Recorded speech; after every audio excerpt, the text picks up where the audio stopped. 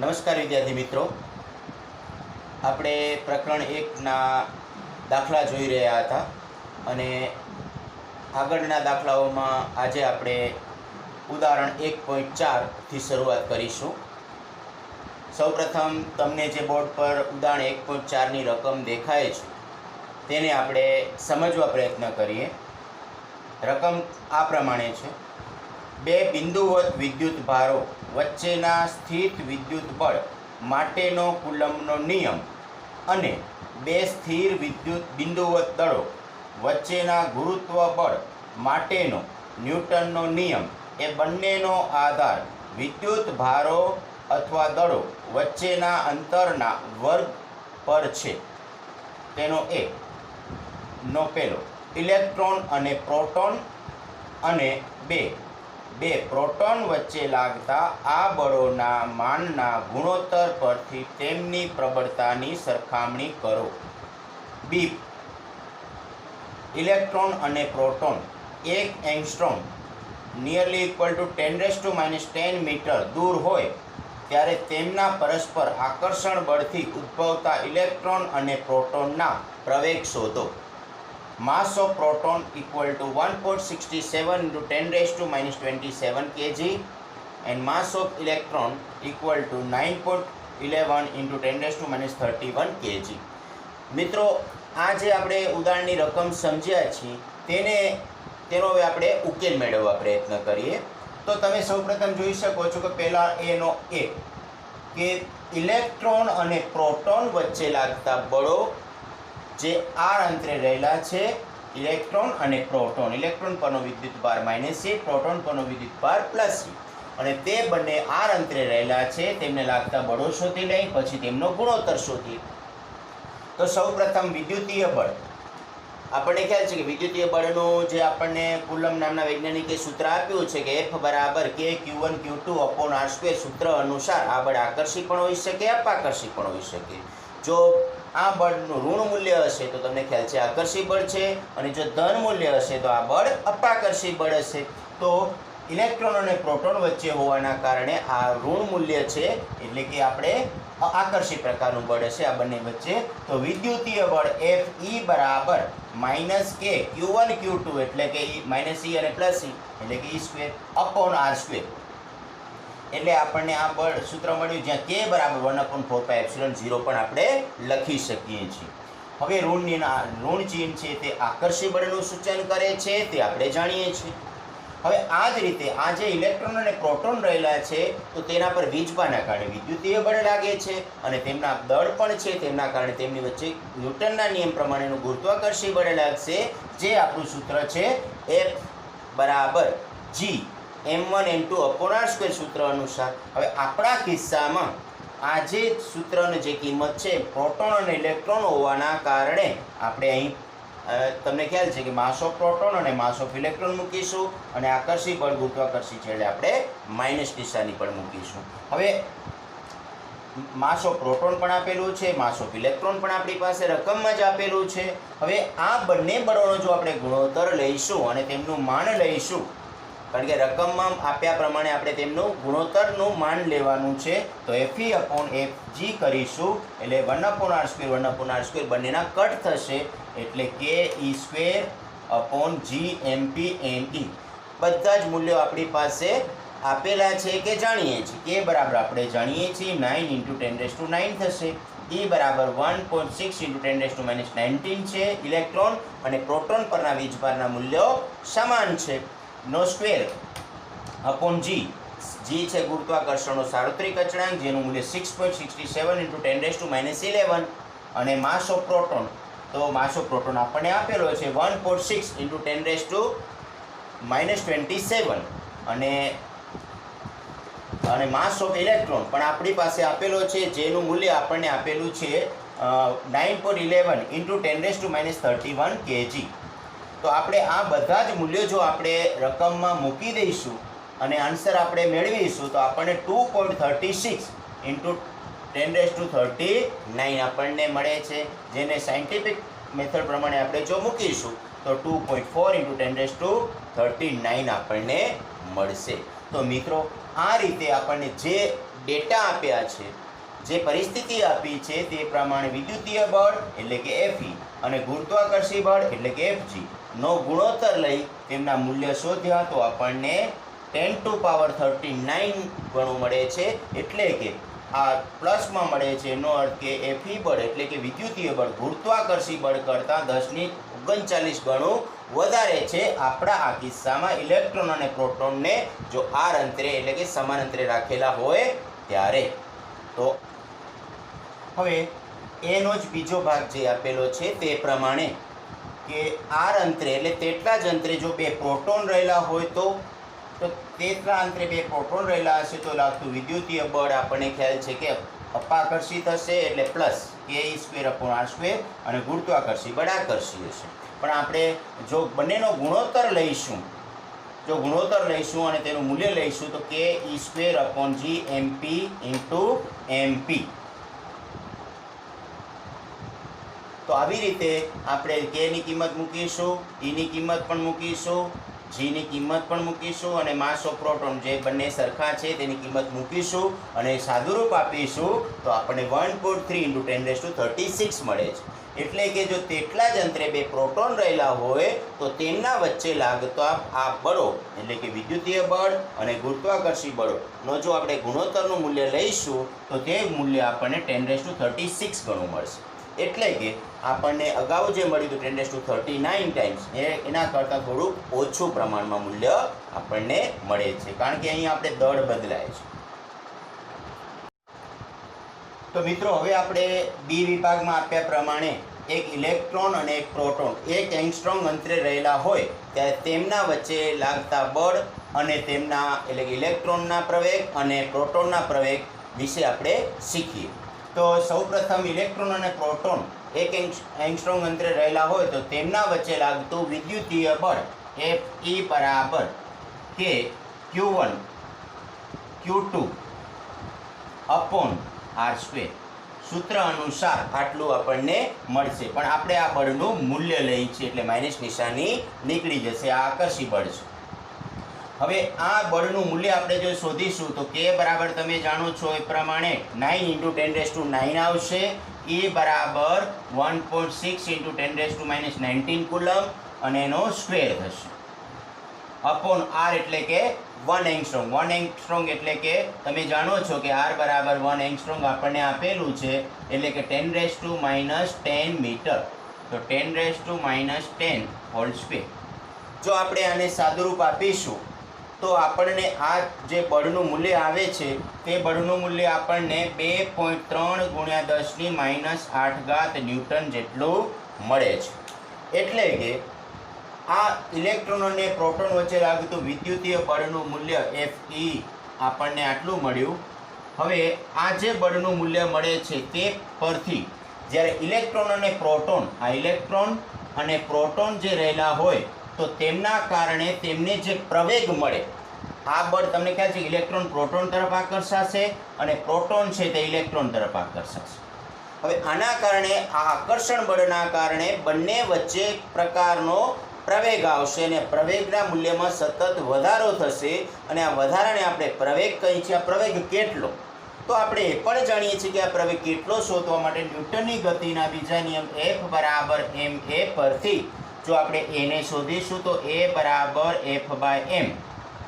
હવે જો આ સૂત્ર આપણે લાગુ પાડીએ ઇલેક્ટ્રોન અને પ્રોટોન બંનેને તો બંનેના પ્રવેગ આપણને મળી જશે. તો સૌ પ્રથમ આ સૂત્ર આપણે ઇલેક્ટ્રોન માટે લાગુ પાડીએ તો અહીં E આવશે, અહીં Fe આવશે.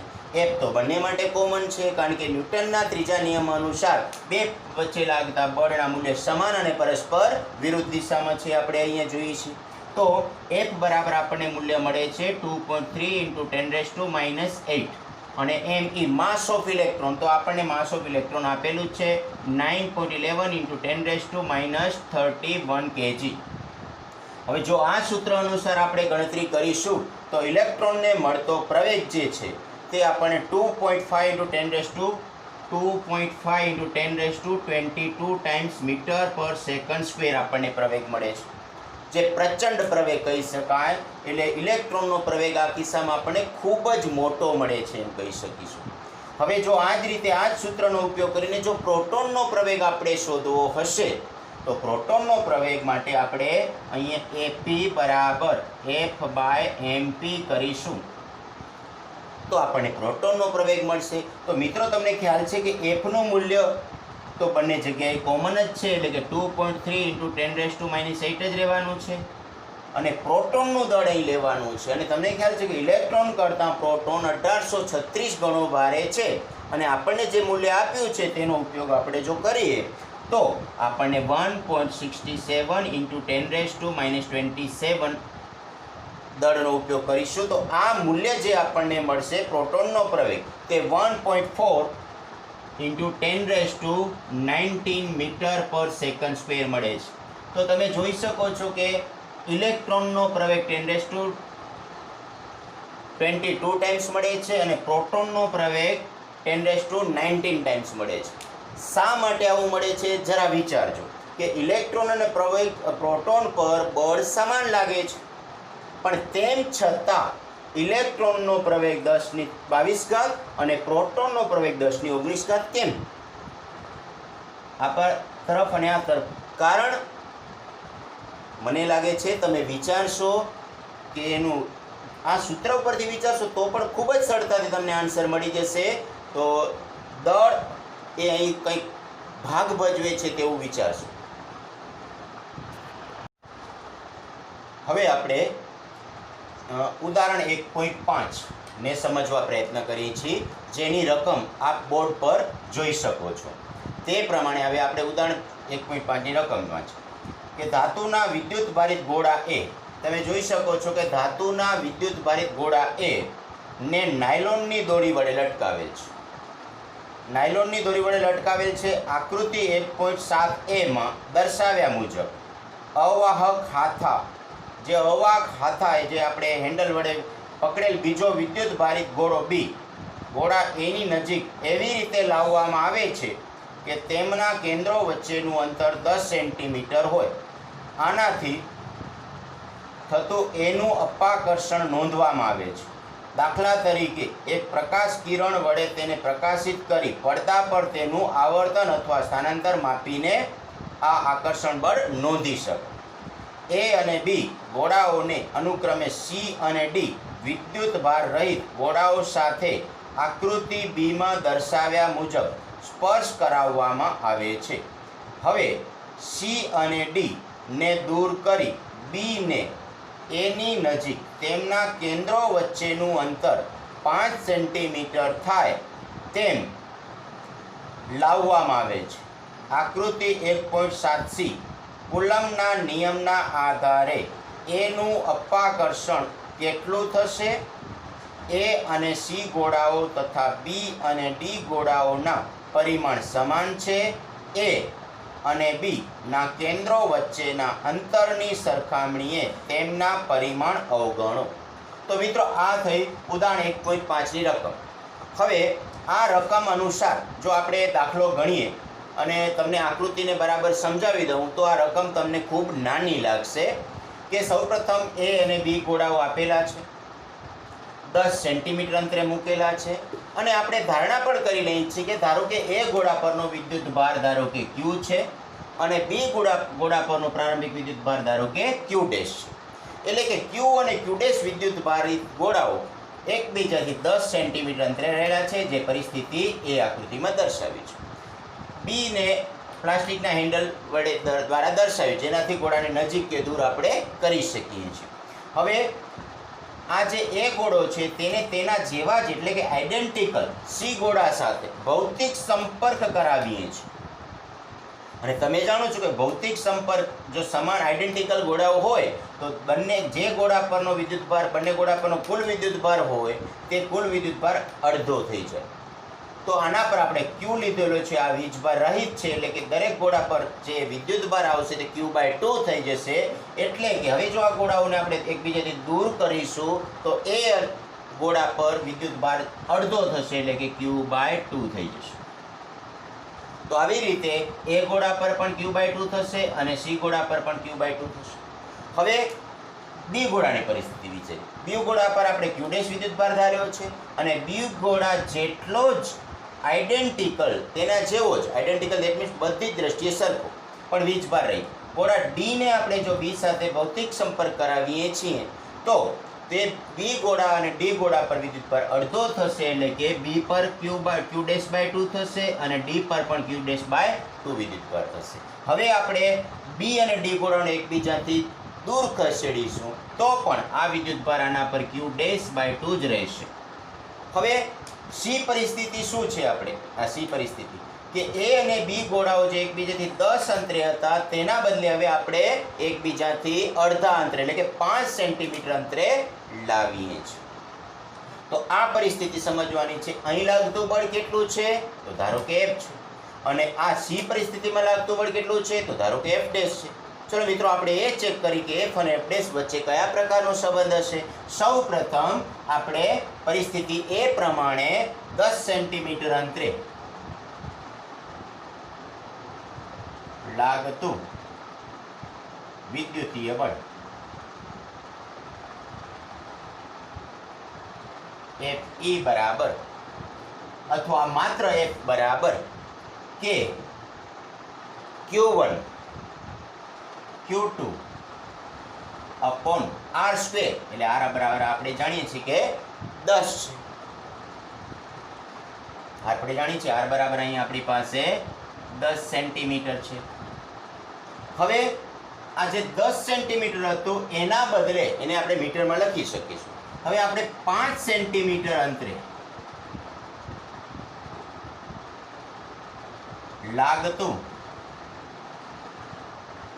વિદ્યુતીય બળ ધારો કે F ડેશ, તો F ડેશ બરાબર કે Q1 એટલે Q બાય 2, Q2 એટલે Q ડેશ બાય 2 અપોન આ અંતર જે છે એને આપણે આ અંતરને ધારો કે R કહીએ છીએ, તો આ અંતરને ધારો કે R ડેશ કહીએ છીએ અપોન R ડેશ સ્ક્વેર.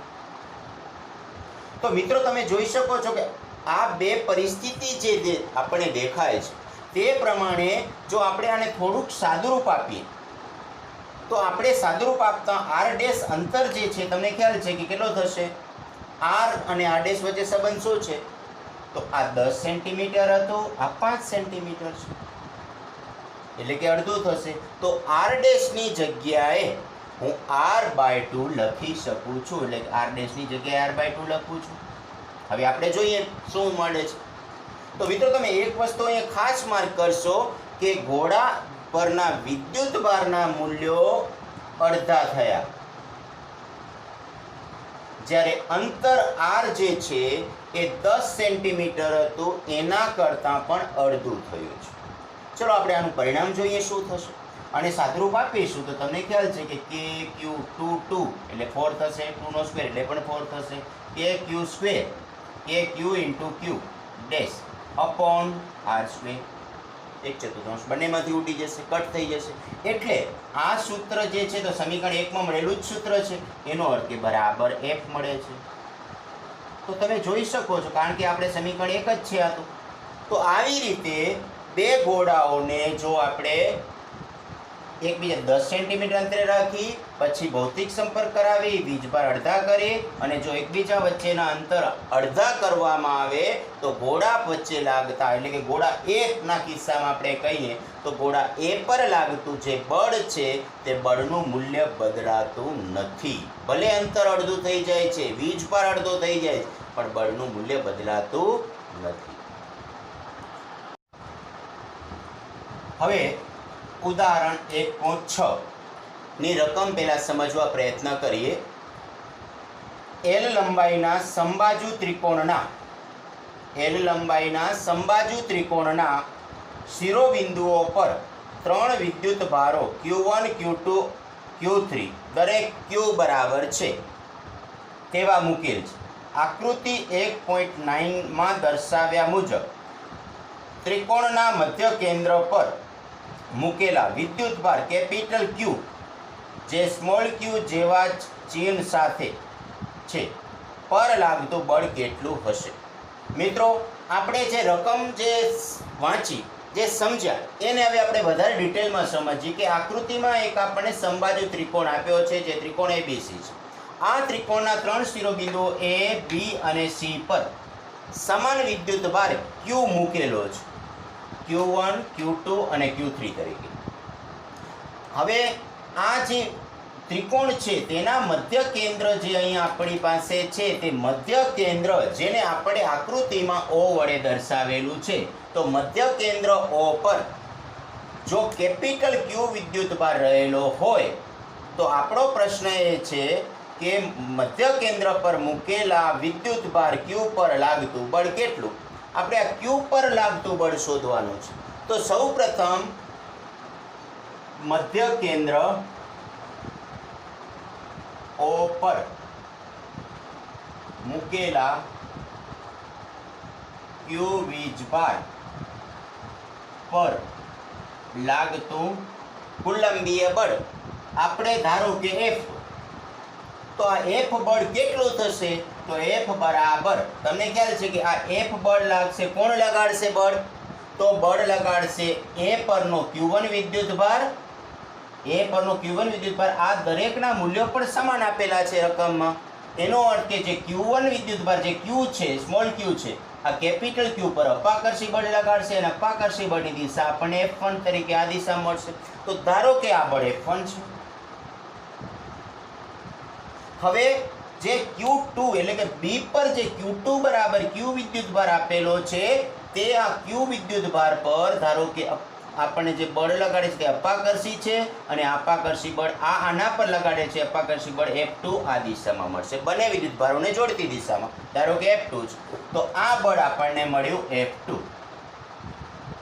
હવે આપણે ત્રીજો વિદ્યુત ભાર જે Q3 રહેલો છે, Q3 વિદ્યુત ભાર જે છે તે Q3 એટલે કે Q જ છે. એક સ્મોલ q વિદ્યુત ભાર વડે કેપિટલ Q વિદ્યુત ભાર પર લાગતું બળ બંનેને જોડતી દિશામાં એટલે કે આ દિશામાં ધારો કે F3 છે. તો આપણને આ F3 બળ મળ્યું. હવે તમે જાણો છો કે F1, F2 અને F3 એ ત્રણે ત્રણ આપણે બળો કુલમ્બના નિયમ વડે શોધી શકીએ છીએ.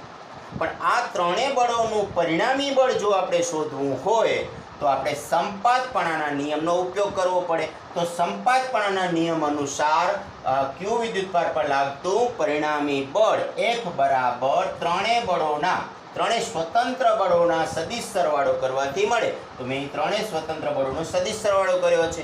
હવે આપણે આ ત્રણેય બળોને કિંમત મૂકીએ તો F1 કેટલા થશે? તો તમે જાણો છો કે Q1 એટલે Q, Q2 એટલે પણ Q અપોન R². તો આ બે વચ્ચેનું અંતર કેટલું? તો ધારો કે R છે. આપણે ધારો કે R લઈ લઈએ છીએ. આ અંતર છે યાદ રાખજો. તો આપણે R². તો એ જ અંતર આપણે આ પણ R થશે, એ પણ અંતર R કારણ કે સમબાજુ ત્રિકોણ છે. તો KQ²/R² મેં F1 નું મૂલ્ય લખ્યું. હવે F1 તો સદિશ રાશિ છે તો ઇન્ટુ F1 ની દિશામાંનો એકમ સદિશ આવશે. તો F1 ની દિશા છે આ છે તો તેની દિશામાંનો એકમ સદિશ અને આ બળ આપણને આપેલું છે તે પ્રમાણે આ બળ કયો છે આપણને આપેલું છે તે તો તમે જાણો છો કે આ બળ જે છે તે અપાકર્ષી બળ છે. તો F1 ની દિશામાંનો એકમ સદિશને ધારો કે આપણે R1 કેરેટ કહીએ છીએ. હવે R1 કેરેટ જે F1 ની દિશામાંનો એકમ સદિશ છે.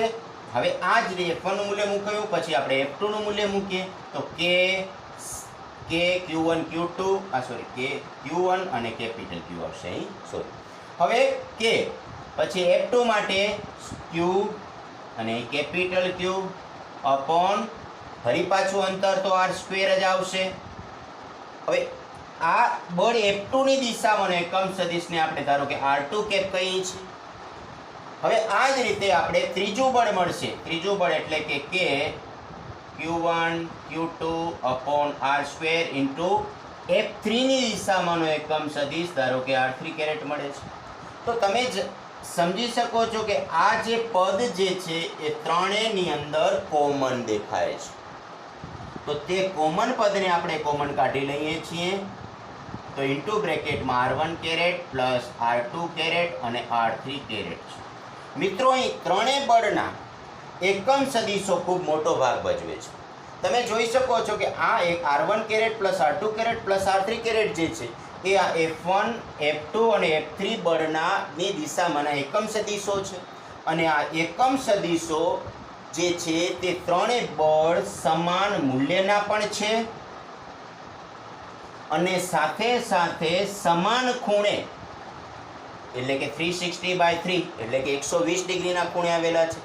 આમ આપણે કહી શકીએ કે આ ત્રણ બળો જે એકમ સદિશોનો સદિશ સરવાળો આપણને આપેલો છે તે સમાન મૂલ્ય ધરાવતા બળો અને સમાન ખૂણે રહેલા બળોના એકમ સદિશોનો સરવાળો હોવાથી તેનું મૂલ્ય શૂન્ય થાય. પરિણામે આપણે R1 કેપ જે સમજાવ્યું આપણે અહીંયા લખીએ તો R2 cap plus R3 cap બરાબર 0 થશે, જે સમજાવ્યું તે પ્રમાણે. તો તેના અનુસાર આપણને પરિણામી બળ F બરાબર 0 મળશે. તો તમે જોઈ શકો છો કે જો આપણે કેપિટલ Q વિદ્યુત ભાર જે છે મધ્ય કેન્દ્ર પરેલો છે તેના પર પરિણામી બળનો વિચાર કરીએ છીએ તો પરિણામી બળ આપણને 0 મળે છે. મિત્રો, આ વસ્તુને આપણે ઘણી રીતે સમજી શકીએ છીએ કે ધારો કે કોઈ વસ્તુ અહીં આપણી પાસે રહેલી છે, અપાકર્ષી બળ છે એટલે એ પ્રકારનું ઉદાહરણ આપું છું તમને.